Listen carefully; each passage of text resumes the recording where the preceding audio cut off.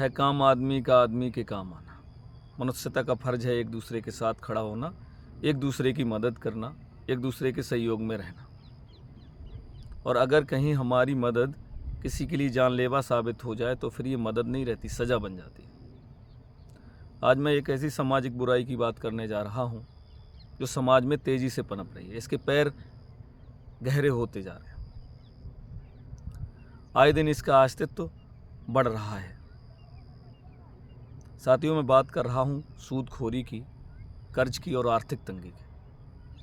रोज़ाना ही social sites पर, electronic media में, प्रिंट मीडिया में आपके लिए कोई न कोई ऐसी खबर मिल जाती होगी जो कि आर्थिक तंगी से जुड़ी हुई होती है और आत्महत्या की होती है।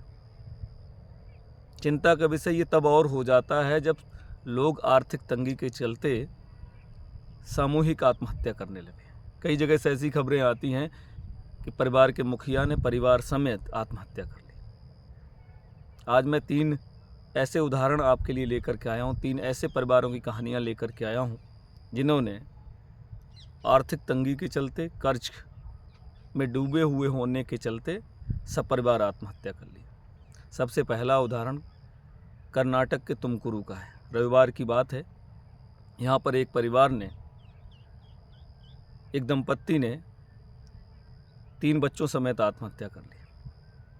आत्महत्या करने से पहले उन्होंने सुसाइड लेटर लिखा, एक वीडियो बनाया जिसमें उन्होंने मेंशन किया कि हम जिस फ्लैट में रहते हैं उस अपार्टमेंट का ही एक व्यक्ति जिसका हम पर कर्ज है, पैसा है, वो हमें बहुत परेशान करता है। हमारे पास कर्ज चुकाने का कोई जरिया नहीं है, कोई माध्यम नहीं है, लिहाजा हम सब सामूहिक आत्महत्या कर रहे हैं। हमारी इस आत्महत्या का जिम्मेदार सूदखोरी करने वाला व्यक्ति है। अब पुलिस की जो जांच करने की प्रक्रिया है वो कर रही है। क्या कार्रवाई करेगी, कैसी कार्रवाई करेगी, वो अलग का विषय है। करे ना करे, बचा दे, जेल भेज दे, जमानत दे दे, ये उनका विषय है। लेकिन एक परिवार उजड़ गया। गरीब साहब नाम का ये व्यक्ति था। उसके परिवार में सुमैया, उसकी पत्नी, उसकी बेटी हजीरा, उसका बेटा शोभन, उसका बेटा मुनीर, ये सब मिला के 5 लोगों ने आत्महत्या कर ली। दूसरा उदाहरण इससे पहले का है, गुजरात के सूरत का। ये भी मुख्य शहर है।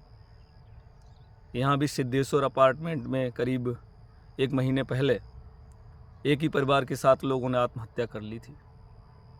उन्होंने भी जिक्र किया था आर्थिक तंगी होने का, कर्ज में डूबे हुए होने का चलते। इस परिवार में मरने वाले पति पत्नी थे, उनकी पुत्रवधू, उनका पुत्र और 3 बच्चे थे। तीसरा वाकया मध्य प्रदेश के भोपाल का है, भूपेंद्र विश्वकर्मा के परिवार का।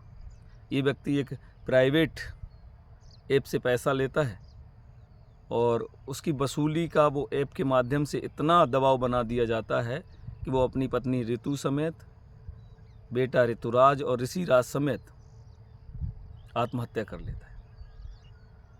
तीनों घटनाक्रम अलग अलग हैं, समय अलग है, शहर अलग है, मरने वालों की संख्या अलग है, लेकिन वजह एक है। मौत का जो कारण है वो आर्थिक तंगी है, सूदखोरी है, कर्ज है। साथियों, शासन ने क्या व्यवस्थाएं बना रखी हैं, क्या उनकी प्रक्रिया है, क्या सज़ा है, ये वो निर्धारित करते हैं। लेकिन मेरा मानना ये है कि ये जो घटनाएं हैं आत्महत्या को लेकर के, जो व्यक्ति आर्थिक तंगी के चलते, अब तक खबरें आती थी सिंगल व्यक्ति के मौत की खबरें आती थी, लेकिन अब लोग सामूहिक आत्महत्या करने लगे तो चिंता का विषय है। शासन प्रशासन जो भी करे, जैसा करे, उसका अपना सिस्टम है, वो फॉलो करेगा। लेकिन मेरा कहना आपसे, मेरी गुजारिश आपसे, अगर कोई बेबस लाचार व्यक्ति आपके पास मदद मांगने के लिए आया है, आप कैपेबल हैं, सक्षम हैं मदद करने के लिए, गुजारिश ये रहेगी उसे सूद पर मत दीजिए पैसा। जितनी मदद कर सकते हो मुफ्त में कीजिए। और अगर आप ले भी रहे हैं किसी से, प्राथमिक तौर पे ये गलत है, तो उसे इतना बेबस मत कीजिए, इतना लाचार मत कीजिए कि वो कोई आत्मघाती कदम उठा ले। ये तो हम और आप सब जानते हैं, जिस पर कर्ज होता है वो अंदर अंदर टूट जाता है, किसी से नहीं कह सकता। दर्द होता है उससे, अपनी कमजोरी किससे बताए, किससे कहे। तो फिर ऐसे में हमें आपको जागरूक होना पड़ेगा। दूसरा, यदि हमारे आपके पास में कोई ऐसा व्यक्ति है जिसने कहीं से कर्ज ले रखा है और रोज़ाना उसका दरवाज़ा खटखटाया जाता है, रोज़ाना बैंक कर्मचारी हों या फिर सूद पर पैसा देने वाले लोग हों, प्राइवेट ऐप हों या फिर कोई और माध्यम हो, आपको लग रहा है कि इस व्यक्ति पर डिप्रेशन है, तनाव है,